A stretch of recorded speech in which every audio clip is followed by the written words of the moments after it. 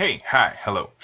Uh, welcome. All power to the people. Right to live is right. My rap name is Alex, and on this edition of All Power to the People, I'm going to be talking about why is it that in the United States of America, we don't have universal health care or any semblance of any kind of reasonable health care at all. I got some good news, and I got some bad news. The bad news is that I'm going to have to say GDP a lot. The good news is that once we wrap our brains around what GDP is, then the explanation will be relatively simple.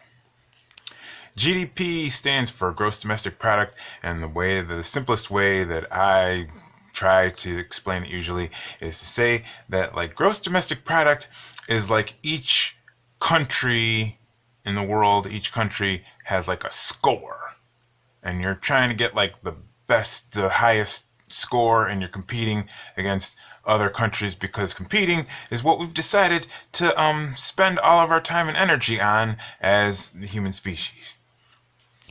And so GDP is kind of basically a score, a tally card of like just how much money was swooshing through any of the given countries.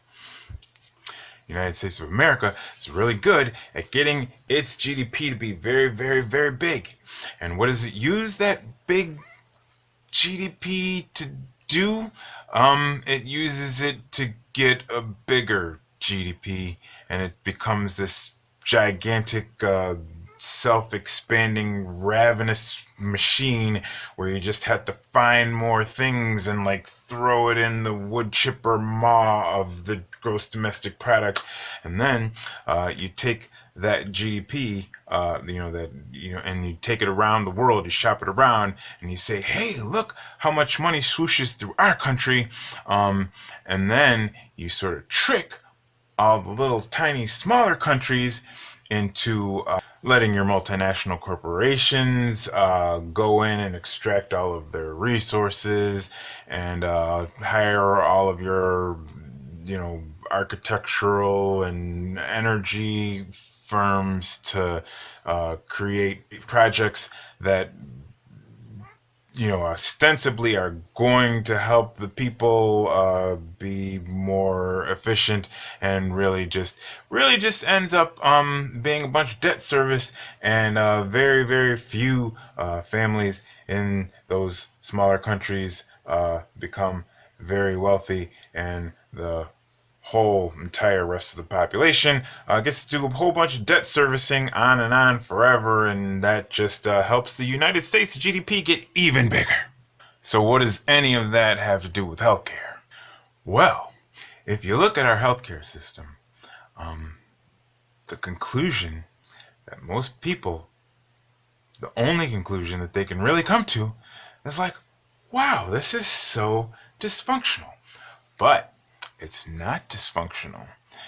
If you just understand that its function is to put as much score on that GDP as possible, you begin to see, oh, yeah, the United States healthcare system is very functional in that regard. Does it provide more or better health for, our society that we in the last 30, 40 years have gone from having, a local community hospital in each and every neighborhood to most cities concentrating and having like a medical sector with ginormous buildings, where the ambulance has to, take you all the way across the city to get a $30,000 test for some little thing. I think you know where I'm going. No, that's not helpful for sick people. But, man, is that helpful for increasing the gross domestic product. It's sort of diabolically, criminally genius how efficiently having just layers of HMOs and insurance premiums and medical testing and all of it is just sort of fantastically efficient at extracting the maximum amount of capital out of people that are in a particularly vulnerable position, and it just, boy does it ever, boy howdy does it ever get that money swooshing through the country in a way that so everybody's like, every other industrialized country in the world can provide universal health care for their people. Why can't we? Well, because we're in a different kind of competition than they are. And we got like, massive major aircraft carriers support, which we then can go around to the smaller countries again and say, when we were suggesting that you take our loans and that you give us access to your resources so that we can take them back to the good old US of A and make some stuff with them and increase our GDP. We really, really highly suggest that that you listen to that advice. Because we got aircraft carriers and we got nuclear weapons. So, we're asking, but we're kind of not asking. You get the drift. I'm saying, uh, you know, it's no accident. The United States doesn't have universal health care, and every time we think that we're getting any closer to it, somehow mysteriously, we're not getting any closer to it.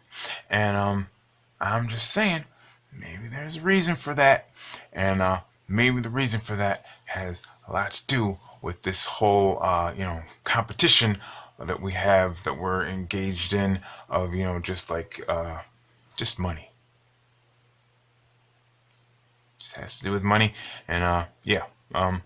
Hope you'll go look into that whole GDP thing, not just take my word for it. And yeah, my name is Alex. This is All Power to the People. Peace.